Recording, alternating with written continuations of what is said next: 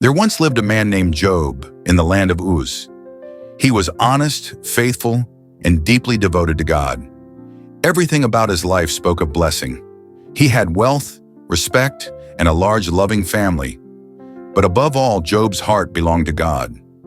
One day in the courts of heaven, Satan came before God and said, "Job only serves you because his life is easy. Take away his blessings and he will curse you to your face." And God replied, "Very well. You may test him, but do not take his life." Then Job's world began to crumble. In a single day, messengers came one after another with heartbreaking news. His animals were stolen, his servants were killed, and worst of all, a great wind struck the house where his children were feasting, and it collapsed. All of them were gone.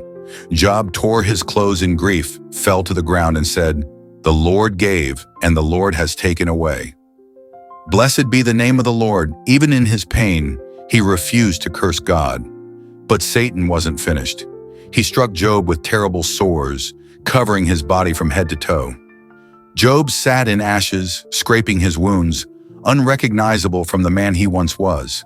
His wife, broken by the suffering, cried out, "Do you still hold on to your faith? Curse God and die."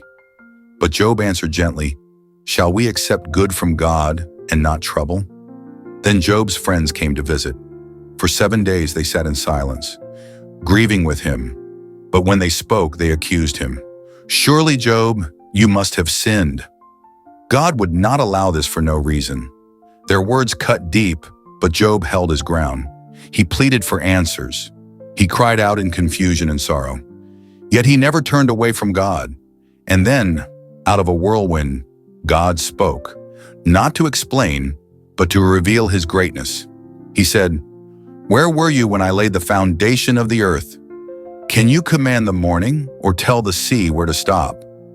Job realized something powerful. He didn't need all the answers. He needed trust. Even in the mystery, God was still sovereign. Even in silence, God was still good. So Job bowed his head and said, "I had heard of you by the hearing of the ear, but now my eyes have seen you." Then the Lord restored Job's life, twice as much as before. He was blessed with more children, more wealth, and more joy. But the greatest blessing was not what Job received. It was what he discovered, that faith isn't proven in comfort, it's proven in the storm. And through it all, Job's story still whispers to us today. When everything falls apart, when you can't see the reason or feel the presence of God, trust him still. Because the same God who tested Job is the same God who will bring beauty from your ashes.